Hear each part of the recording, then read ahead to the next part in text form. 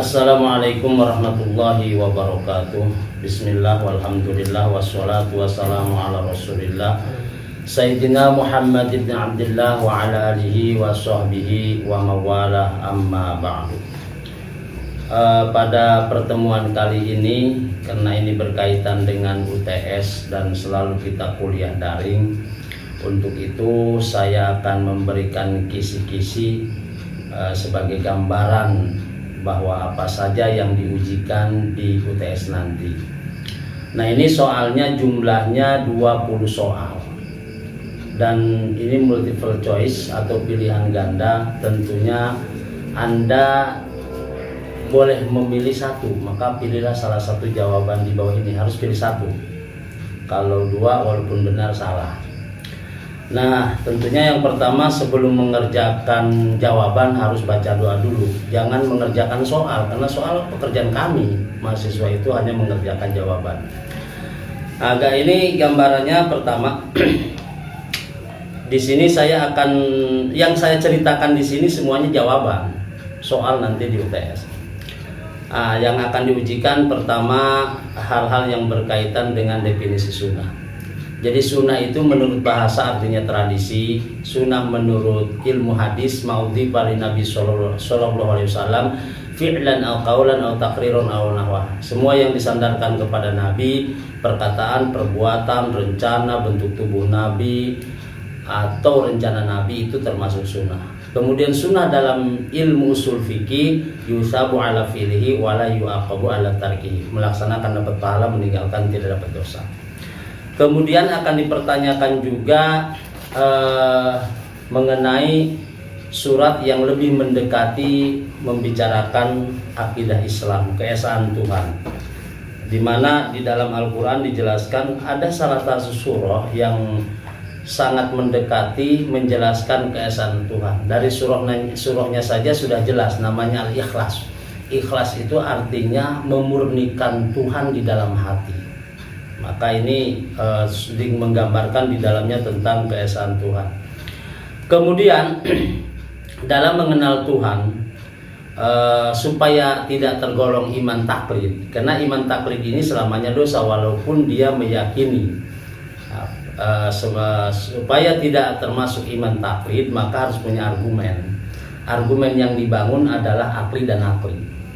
Kalau iman taklid kan hanya didasarkan kepada guru, misalnya kamu yakin Allah ada, kata siapa? Kata guru saya. Itu iman taklid, sah, seumurnya berdosa. Tapi kalau iman yang tidak taklid, minimal tabi, yaitu dia tahu argumennya, baik dengan nakli maupun akli.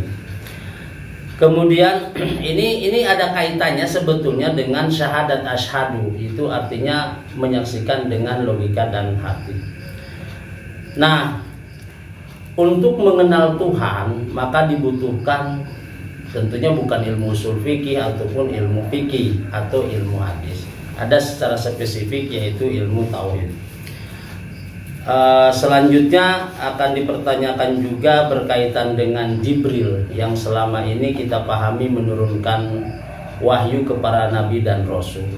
Nanti akan dipertanyakan apa tugas Jibril sekarang, di mana Rasul dan Nabi sudah tidak ada. Tentu jawabannya Jibril menurunkan wahyu, menurunkan ilham, karena wahyu hanya kepada Rasul dan Nabi. Kemudian di sini dalam ekonomi Islam ada namanya musyarakah, ada namanya mudharabah. Perbedaannya kalau musyarakah itu dua orang yang dua-duanya memiliki modal, dua-duanya mengerjakan. Bagi hasilnya, bagi hasil keuntungan kerugian ditanggung bersama, itu namanya musyarakah. Berbeda dengan mudharabah. Kalau mudharabah itu satu pemilik modal, yang satu pengelola. Nah, si pemilik modal memasrahkan modalnya kepada si pengelola. Untung dan rugi ditanggung jawab bersama. Nah, itu namanya mudharabah. Kemudian kita akan mempertanyakan juga tentang ibadah, di mana ibadah ini secara umum dapat dibagi dua. Ada ibadah mahdhah, ada ibadah ghair mahdhah. Ibadah mahdhah, ibadah yang perintahnya ada dan contohnya dikasih tahu. Contoh sholat 5 waktu itu ibadah mahdhah. Jadi sekali lagi ibadah mahdhah perintahnya ada, contohnya dikasih tahu.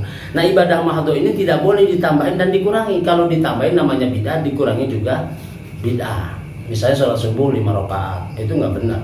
Adapun ibadah ghair mahdhah, ibadah yang perintahnya ada tapi teknisnya tidak dikasih tahu. Contoh, kata Islam tutuplah auratmu. Nah disinilah teknisnya. Setiap negara memiliki budaya. Maka di Arab pakai gomis, datang ke Amerika pakai celepis, datang ke Cina pakai koko, datang ke Indonesia pakai sarung. Itu namanya ibadah ghair mahdhah. Perintahnya ada, teknisnya tidak dikasih tahu. Selanjutnya bisa Allah, ketika Allah memerintahkan kepada kita untuk melaksanakan ibadah, kemudian kita melaksanakannya walaupun sekalipun penuh dengan keengganan, kita melaksanakannya. Itu sikap itu dinamakan sabar. Jadi Allah perintahkan kita untuk melaksanakan ibadah, padahal hati kita segan, enggan, berat sekali melaksanakannya, kemudian kita laksanakan. Nah, melaksanakan penuh dengan keengganan itu namanya sabar. Kemudian apa yang dimaksud dengan syukur? Nah, kita pahami dalam bahasa Arab ada syukur, ada syukur. Kalau syukur artinya terima kasih, kalau syukur pakai sin kecil artinya manis atau teler. Nah, apa sih yang dimaksud dengan syukur? Syukur itu adalah sorful abdi jami'a ma'an ama ilahi ila khaliqali ajli. Menggunakan karunia Allah di jalan yang Allah ridhoi, itu namanya syukur. Punya uang, belanjakan, jangan dimakan. Kalau memakan uang namanya kufur nikmat, karena uang tidak bisa dimakan. Nah itu, jadi syukur harus dipahami. Adapun ngariung itu namanya ibadah sosial, bukan syukur.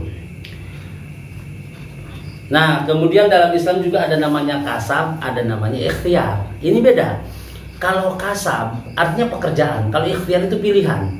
Kita misalnya sekarang ada bahan, maka tentukan dulu bahan ini. Mau bikin baju atau mau bikin celana. Setelah kita tentukan mau bikin celana, lalu kita kerjakan. Nah, menentukan pilihan membuat celana namanya ikhtiar. Makanya kalau sulit untuk memilih, ada namanya istikharah. Jadi ikhtiar bukan kerja, dia hanya menentukan. Jadi apa sih yang harus dikerjakan? Ketika kita dihadapkan pada persoalan, maka tentukan dulu, ikhtiar dulu, baru bekerja. Kemudian kita diciptakan waja'alnakum syu'uban wa qabaila lita'arafu, dijadikan berbangsa-bangsa bersuku-suku untuk saling mengenal. Dan bisa saling mengenal kalau bisa komunikasi. Bisa komunikasi kalau ngerti bahasa. Maka di sini mempelajari bahasa hukumnya fardu kifayah. Misalnya orang Sunda harus ada yang bisa bahasa Indonesia, orang Jawa harus bisa bahasa Indonesia. Kalau kita ngobrol di komunitas Jawa, ada 2 orang Sunda, lalu orang Sunda pakai ngomong planet Sunda, nah itu dihukumi makruh. Atau sebaliknya, semua Sunda, kemudian orang Jawa dia ngomong bahasa Jawa di tengah-tengah komunitas Sunda, itu juga makruh. Atau 2 orang berbisik-bisik, nah itu juga makruh. Ya. Itulah yang harus dipahami, yang akan diujikan. Banyak sekali soalnya ada 20. Nah, di sini kemudian juga akan dipertanyakan istilah lah, sebetulnya ada husnudon, ada suudon, itu sudah paham semua. Berbaik sangka, husnudon dan suudon adalah berprasangka buruk. Dan kemudian kita akan dipertanyakan dengan istilah tafsir. Nah, kalau kita belajar tafsir ada namanya historis ayat. Nah, historis ayat dalam bahasa Arabnya, dalam istilah dunia tafsir disebut asbabun nuzul, pakai za, ya, bukan nuzul. Jadi asbabun nuzul, sebab-sebab turunnya ayat. Selanjutnya juga akan ditanyakan mengenai hadis. Hadis ini kan ada dampaknya. Jadi hadis gini, saya secara umum saja. Hadis secara umum terbagi 2. Satu hadis qudsi, yang kedua hadis nabawi. Hadis qudsi maknanya dari Allah, lafadznya dari Nabi Muhammad. Hadis nabawi itu semua yang disandarkan kepada Nabi. hadis nabawi kalau dilihat dari kuantitas rawi maka terbagi tiga. Satu masyhur, yang kedua aziz, yang ketiga gharib. Sementara hadis nabawi dilihat dari kualitas rawi menjadi tiga: sahih, hasan, dhaif. Saya ulangi, hadis nabawi dilihat dari kuantitas rawi ini menjadi masyhur, aziz, gharib. Dan kalau dilihat dari kualitas rawi menjadi sahih, hasan, dhaif. Jadi ternyata rawi ini berdampak kepada hadis. Misalnya kuantitas rawi dampaknya kemana? Ke masyhur, gharib, aziz. Kalau kuantitas rawi dampaknya kemana? Ke sahih, hasan, dhaif. Nah itulah yang harus bisa dipahami. Kalau ini tadi yang saya ceritakan bisa ketangkap, insya Allah UTS-nya bisa betul semua. Jawab soalnya ada 20 ya. Apa yang saya telah ceritakan tadi sebetulnya semuanya jawaban. Hanya saya sengaja dikemas dengan sebuah narasi ya, untuk menguji saudara juga apakah mampu menangkap narasi saya, dan itu sebuah jawaban. Soal bisa dilihat nanti di virtual class, dan Anda tinggal mencocokkan apa yang saya katakan tadi.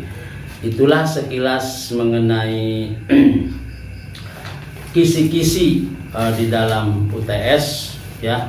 Ya kalau belum paham diulang-ulang aja mbak ininya apa namanya, rekamannya diulang supaya paham ya. Nah jadi terutama masalah hadis kuantitas dan kualitas itu harus jeli karena berkaitan dengan atau berdampak kepada kedudukan hadis itu sendiri. Akhir kalam, wassalamualaikum warahmatullahi wabarakatuh.